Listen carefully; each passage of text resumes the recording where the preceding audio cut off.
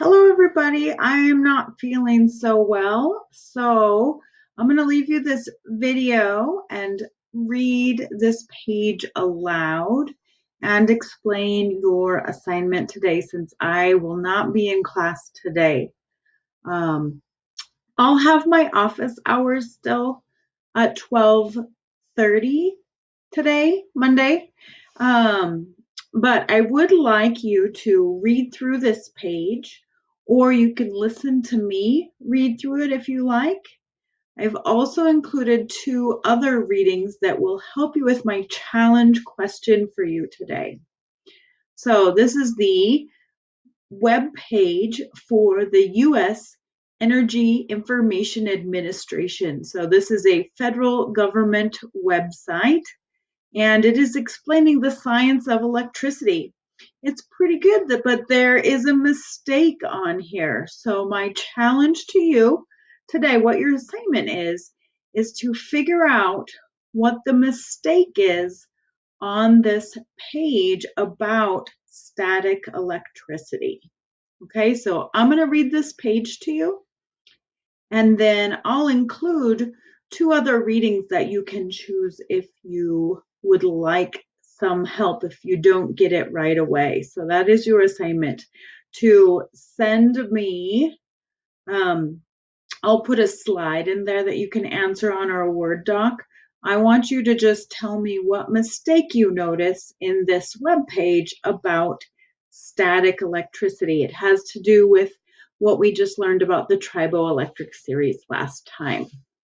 So I will read this page aloud. You're welcome to read it on your own instead of listening to me read it. But if you prefer, I'll go ahead and read it in this video. Electricity explained. The science of electricity. Everything is made of atoms. To understand electricity, some basic information about atoms is helpful. Atoms are the building blocks of the universe. Everything in the universe is made of atoms. Every star, every tree, and every animal. The human body is made of atoms. Air and water are made of atoms too. Atoms are so small that millions of them would fit on the head of a pin. Atoms are made of even smaller particles. The center of an atom is called the nucleus. The nucleus is made up of particles called protons and neutrons. Electrons spin around the nucleus in shells. If the nucleus was the size of a tennis ball, then the atom itself would be the size of a sphere about 1,450 feet in diameter, or about the size of one of the largest sports stadiums in the world, with just the tiny little tennis ball in the middle is that nucleus. Atoms are mostly empty space. If the naked eye could see an atom, it would look a little like a tiny cluster of balls surrounded by giant invisible bubbles. Electrons would be on the surface of the bubbles, constantly spinning and moving to stay as far away from each other as possible. Electrons are held in their shells by electromagnetic force. You can see there are two diagrams of an atom. The one on the left is the 3D version. The one on the right is the easier to see but less accurate two-dimensional version. The protons and electrons of an atom are attracted to each other. They both carry an electrical charge. Protons have a positive charge and electrons have a negative charge. The positive charge of the protons is equal to the negative charge of the electrons. Opposite charges attract each other.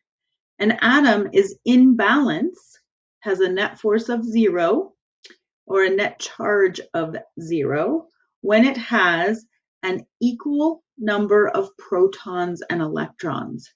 Neutrons carry no charge and their number can vary.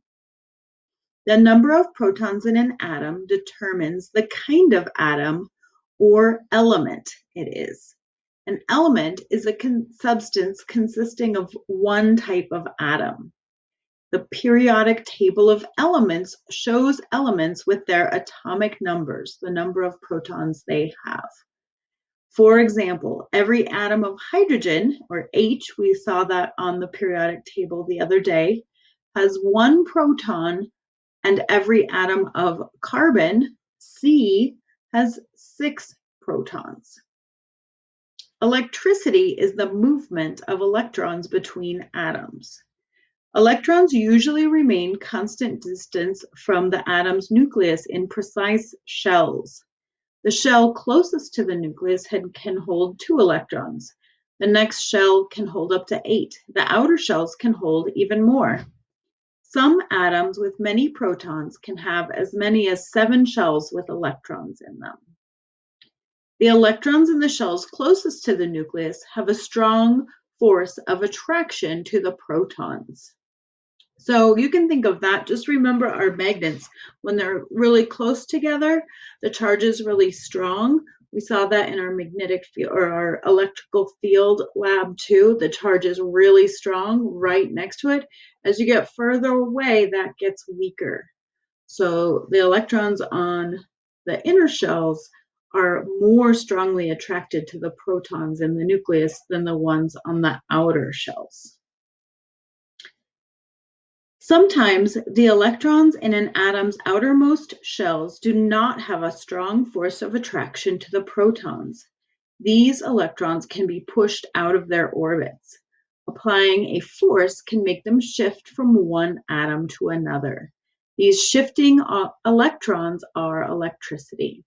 So electrical currents are made in a copper wire as the outer electrons on the copper atoms jump from one copper atom to the next. That's what makes electricity flow through a wire. Okay, we're coming up to your challenge. This last paragraph is about static electricity, and there's something wrong in here. So I want you to catch the mistake on this website, and your assignment is to tell me what the mistake is and tell me what it should say instead. Okay, so this last paragraph has a mistake. I'm going to read it word for word. You're going to identify the mistake, and then you're going to send me what's the mistake and how could you correct it. Static electricity exists in nature. Lightning is a form of electricity. Lightning is electrons moving from one cloud to another, or electrons jumping from a cloud to the ground. Have you ever felt a shock when you touched an object after walking across a carpet? A stream of electrons jump to you from that object. This is called static electricity. Have you ever made your hair stand straight up by rubbing a balloon on it? If so, you rub some electrons off the balloon. The electrons moved onto your hair from the balloon. The electrons tried to get far away from each other by moving to the ends of your hair. They pushed against or repelled each other and made your hair move. Just as opposite charges attract each other, like charges repel. Okay, so I'm going to include 2 other articles that you can read either one if you need a little hint about how to find or correct the mistake in the last paragraph. Okay, have a good day, and I will see you on Wednesday.